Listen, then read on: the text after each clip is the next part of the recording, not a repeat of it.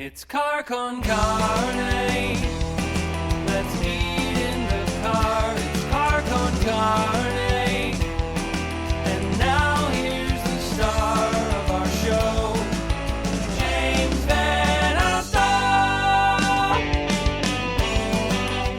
And we are live on Facebook. This is Car con Carne, and back in the old days, back in, say, January or February, I would take my car, my Mazda 3, to different locations. I'd meet my guests at different restaurants, taverns, and whatever. We'd bring food into the car.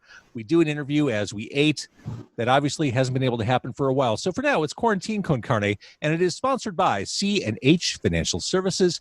FreeProcessingNow.com is their web address, so you can start saving money. You, business owners, can start saving money to the tune of not having to pay on credit and debit cards, 0%. So freeprocessingnow.com, C&H Financial Services. I also want to mention, before I introduce Emily Blue, who's sitting by so patiently, there is a new Care Con Carne t-shirt. It is as timely as the headlines and the lives we are living. All profits from the sale of this shirt design go to Hope for the Day. That is for this week. All profits go to Hope for the Day, a very laudable, wonderful charity, something I've done a couple shows with since this whole sheltering in place thing started.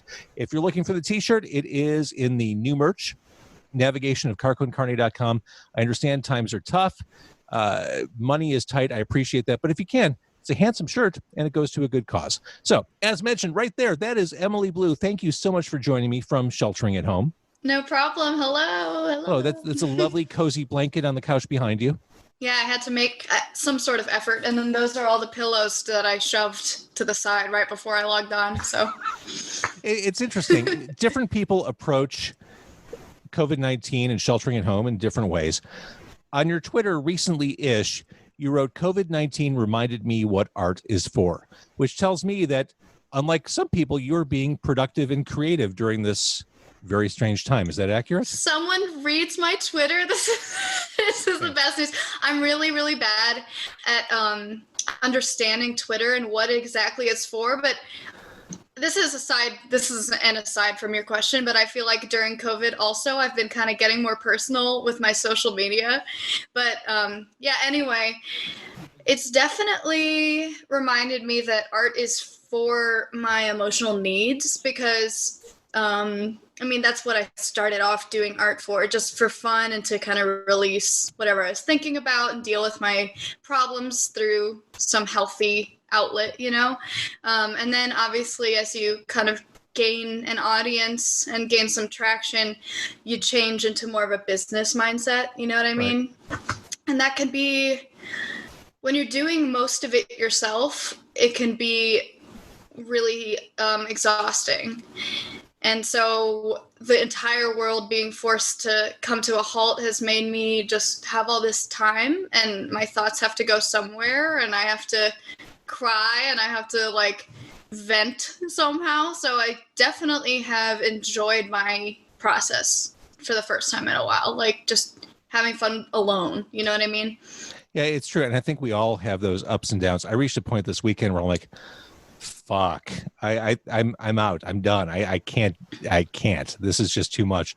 But then the next day I'm like, okay, here we go. Let's do it. Let's roll up our sleeves. This is the world we're living in. But it does have that kind of, there you go. There's that roller coaster vibe to it.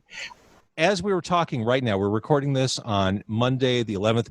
You just recently, as of last Friday, put out Aperture, which, I first heard it yesterday. And the weather outside, as you may recall, was just a dreary day. It was gray, it was dark, it was rainy, and wow, that song really sonically lined up with the day beautifully. Thank you. Yeah, it definitely has that kind of hazy, emotional pull to it. I think it fits my mood for the times, especially. But yeah, for the weather, I can see that. I hate to use the word ethereal, but there's definitely an ethereal sense to the song, or vibe to the song. Yeah, my mom said the same thing today. She called me and she's like, "Joey's so ethereal." She doesn't talk like that. I don't know why I imitated her. She's not from New Jersey? She's from New York, but not at all. She's just born there. Whatever. No accent is what I'm trying to say. No New York accent is present. I want to thank John and Nino and Katie and Stephanie and Justina and Giorgio and Phil and Pat for all watching right now. They have nowhere Hi, else to be, and everybody. they have nowhere else to be, and I appreciate that. But I do thank them for being here. But yeah, Aperture is a great song, and that is available wherever you find streaming music. I listen on Bandcamp, and I'm assuming it's on all the platforms. Yeah, should be. Let's talk a little bit about you and your sense of visual aesthetic, your style, because you have this really cool kind of modern retro thing going on in your videos, in real life. How important is that visual aesthetic to what you do as an artist? I kind of view them as hand in hand because I'm a really visual person. And when I was younger, well, my dad's a visual artist. So when I was younger, I was learning to draw and kind of combine colors. And he actually collects like old toys and old phones and all of these. Can I hang out with your dad? Yeah, please do. I mean, you can't right now, but eventually, yes. He has such an eye for these bright combinations of colors, and his favorite decade, I'm sure, is the 60s. So if you can imagine being around all of that media just all the time as a young person. So I think I also kind of view it as a way to express my individuality because I grew up like in bands. I would be in bands in my college and high school years and never really kind of broke out of that until, this project, honestly. So I try to take my thoughts in a couple different directions. It's certainly fun, but sometimes, there's too many options. So you're like, what do I want to look like for this song? Right. Well, and you have a direct hand in the videos that you put out. The look of them is fantastic. I really, really love the Bad Decisions video.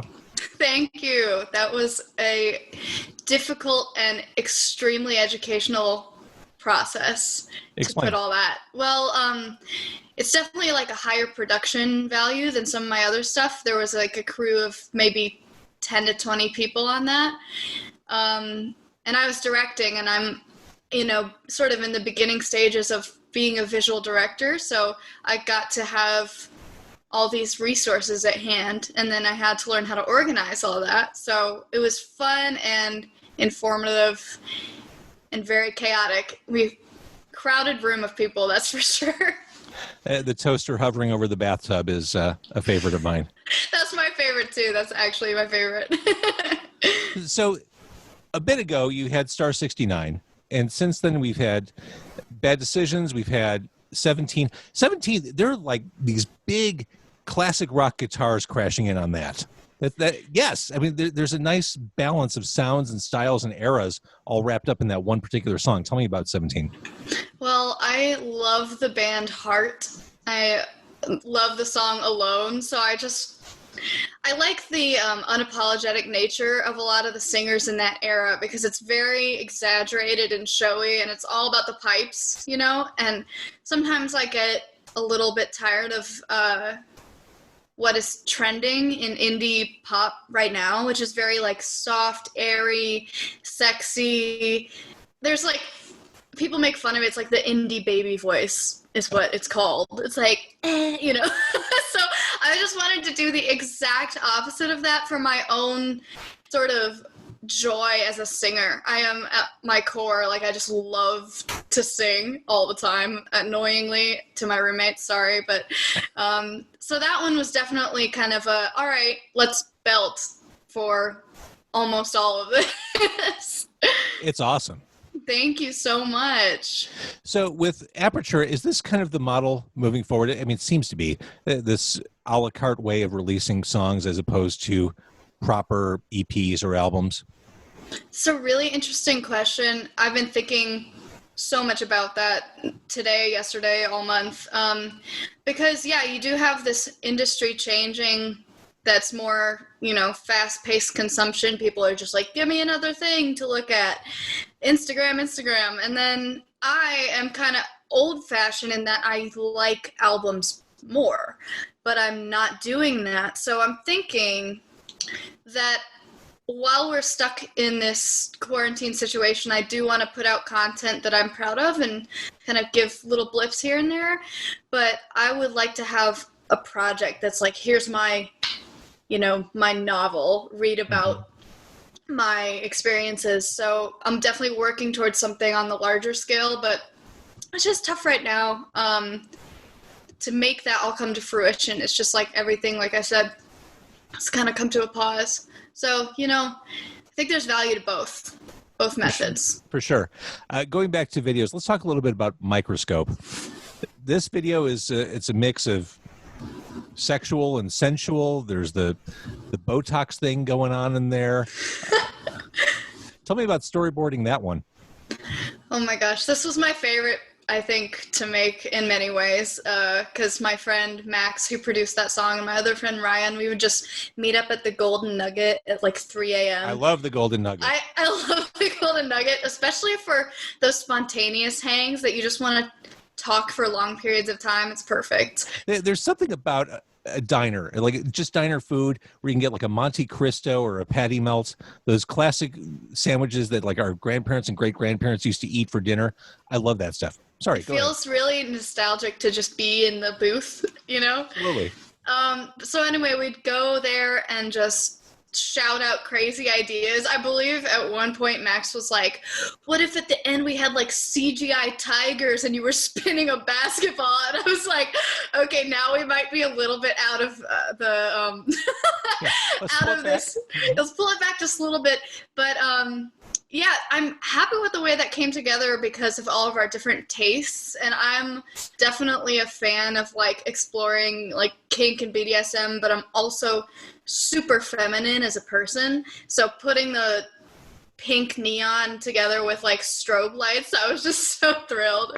It's like, that's what it should be. So moving forward, we have the new song, again, Aperture. It's available wherever you stream music.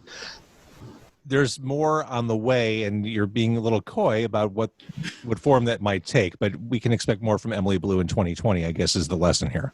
Yes. Lots of stuff in the works, and I think that I want to try something new, which is make more music than I feel I will put out. Usually I will be like, I'm working towards this, and then I'll put it out in March, and then I'll do this. But right now I'm like, demo after demo, make a giant folder, kind of like the Michael Jackson technique of write 300 songs and then bring it down to 8. So that's what I'm thinking for the next stuff.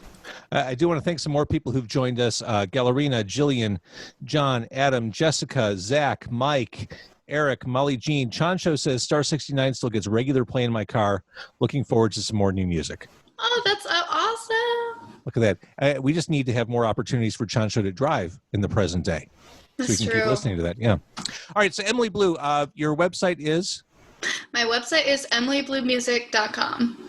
Fabulous. I'm going to say goodbye to the Facebook Live. Thank you all for watching, and thank you if you're listening to carne.com. We're going to make the stream go away. And thank you, Emily Blue. No problem. Thank you so much. This was so fun.